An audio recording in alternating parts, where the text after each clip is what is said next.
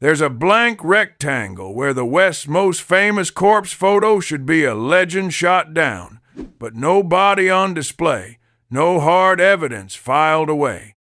The story doesn't start with a famous photo, but with an empty space, missing proof, and unanswered questions. So, let's set the stage. July 1881. Fort Sumner, New Mexico. Heat pressing down on the adobe roofs, like some bad luck spell. Somewhere behind Pete Maxwell's place, in a cramped, stifling room, Billy the Kid is lying motionless, supposedly shot dead by Sheriff Pat Garrett, or so the story goes. But here's the catch. Almost nobody actually laid eyes on Billy's body. No confirmed photo, no tidy autopsy sitting in a county file. Not even a grave you can point to without hesitation. For a man who became an American symbol, Billy left behind less hard evidence than the average Saturday night bar fight. And that missing proof, that's where the myth-making starts. This isn't just the tale of a legendary outlaw's final night. It's about how a legend gets built over a corpse nobody could really describe. We all know the Hollywood version. Billy the Kid goes out in a hail of gunfire, gets laid out for the gawking public. Camera flash goes off, and the case is wrapped up before the grave is even dug. The myth locked down in crisp black and white. The legend made official. But in the actual Fort Sumner, the truth slips through the cracks. The story isn't neat. It's sweaty, confusing, and mostly told in half-whispers and rumors. The so-called evidence, gone before anyone could hang on to it. So what really happened to Billy's body?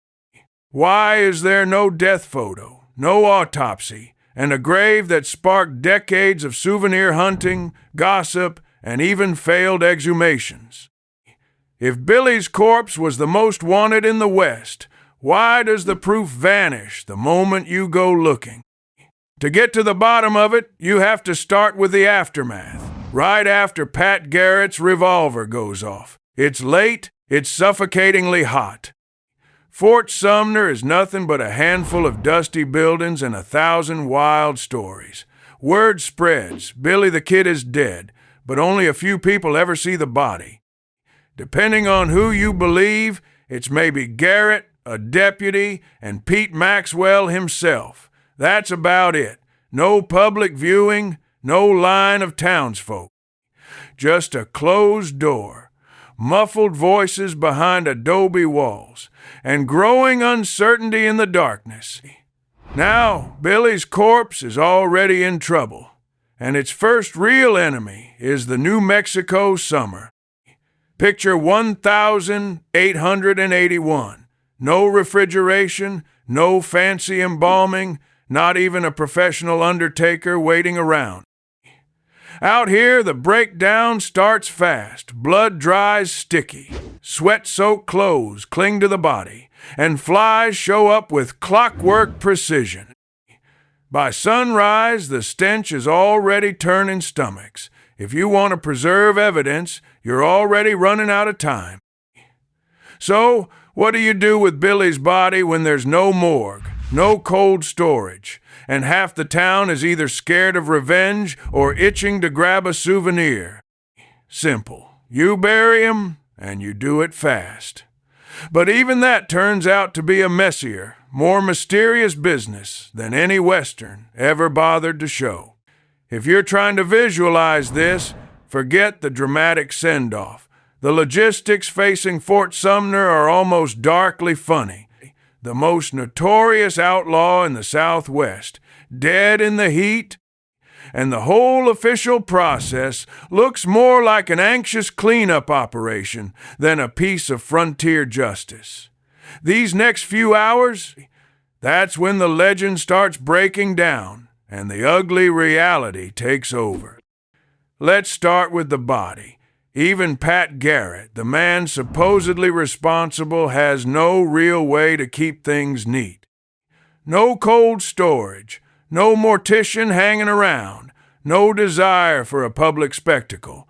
The real threat isn't just decay, it's chaos. Word is leaking across town. Some folks won't come near, afraid of being implicated, or because they just don't want to see the mess close up. Others lurk nearby, hoping to snatch a memento. There's no formal procedure, just a few anxious men stuck in a room that stinks of death and sweat, with the urgency ticking up as the temperature climbs. The physical reality is ugly.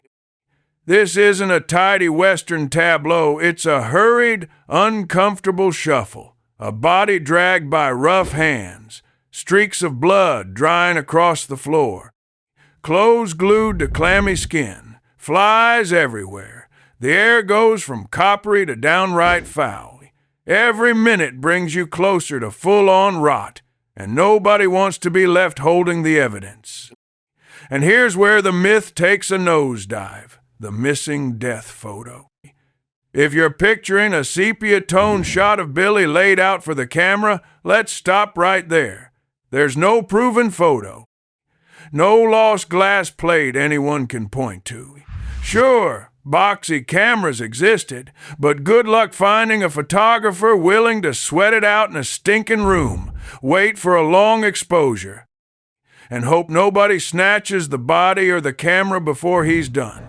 The rumors, endless neighbors claimed a camera was seen, someone else said the plate washed away in a flood, but there's nothing real, no signature, nothing in any paper. The only consensus is the lack of proof. That gaping absence invites every kind of story. If you don't believe Billy's body was ever shown, maybe you start thinking Garrett shot the wrong man or that somebody else ended up in the grave. If you're a souvenir hunter, you're already plotting to snag a button, a shell casing, or even a rock from the grave. With no photo, confusion multiplies, and every scrap of evidence becomes a prize for the bold or the gullible. All right, let's talk burial. This is the Old West at its most brutally practical. No procession, no carved marker, no prayers, no speeches. The job is simple. Get the body out of sight before the heat and curiosity of the living make things messier. A shallow grave gets hacked out of the rocky ground by tired volunteers or a local who's definitely not being paid enough. Maybe there's a battered blanket, maybe a pine box that never gets used. More likely, Billy goes in just as he was, boots on, pockets empty. Whatever was left taken by someone less sentimental. Don't picture a crowd or a moment of silence. Think shovels scraping, gruff voices, and the endless whine of flies. Lantern light flickers on exhausted, nervous faces. Nobody wants to linger, and nobody wants to answer questions about what comes next. But this confusion, the rushed burial, the missing photo, the lack of records, is exactly what lets the legend metastasize. The sloppier the logistics, the wider the door swings for myth and rumor. What really happened to Billy's body? Was it even him in the grave? Did anyone bother to mark it properly, or at all? The truth is buried with him maybe forever in those frantic, sweaty hours after the gunshot, as the men tasked with the job scrambled to get the whole business behind them before daylight. And here's the twist. All those stories about a lost death photo or a carefully documented outlaw burial, smoke and rumor. There's no proof, just a blank spot where certainty should be. If this was meant to be the West's most public death, it's already looking more like a slow-motion disappearing act. Meanwhile, the real story, the one with flies, sticky heat, souvenir fever, and a grave nobody can agree on, is only beginning. Billy's resting place isn't a site of closure. It's a magnet for confusion, suspicion, and scavenging. By sunrise, the flies scatter, but the debates only heat up. No marker people trust, no undertaker's record. Just a patch of disturbed earth that instantly becomes the center of every rumor in New Mexico. Within weeks, talk spreads about body swaps, imposters, or that Billy never died at all. If you're looking for the recipe to make a frontier legend, it's simple. Start with one famous corpse. Subtract reliable witnesses. Add a summer's worth of hasty shoveling, and let souvenir hunters do the rest. And souvenir fever is real. In the West, it's almost a medical condition.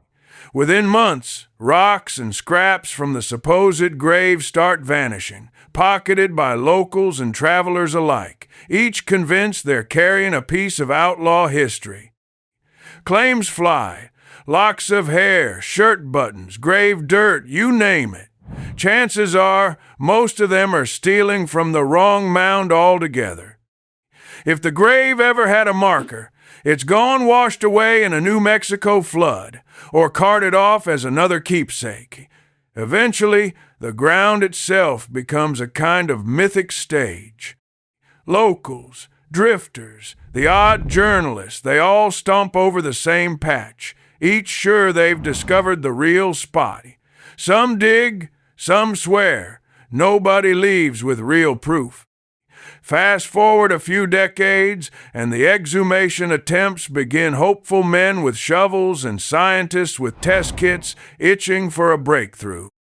All they ever find is a handful of bones, rusty nails, and nothing that can be definitively linked to Billy. Even the DNA tests end up stuck in the mud, literally. That's the genius and the frustration. For all the shootouts, front-page headlines, and endless retellings, the physical evidence of Billy the Kid is quite literally lost to history. No death photo, no certified autopsy, barely even a trusted grave.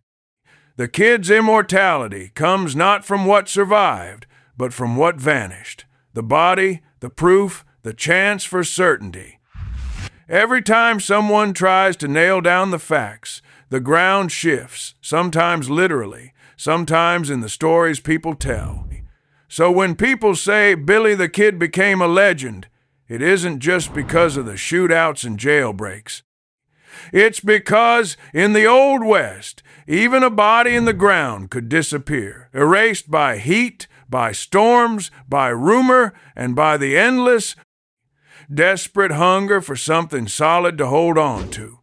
Hollywood gives you a perfect ending, a hero's burial, a photo on the wall. Reality?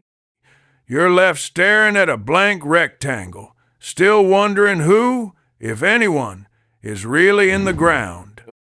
If you want more of this kind of unsettling, physically real outlaw history where the dirt sticks, the questions don't go away, and even the most famous corpse in the West is famous mostly for being missing, stick around and subscribe. Because out here, legends are born from what we can't dig up. And sometimes that's the only thing that truly lasts.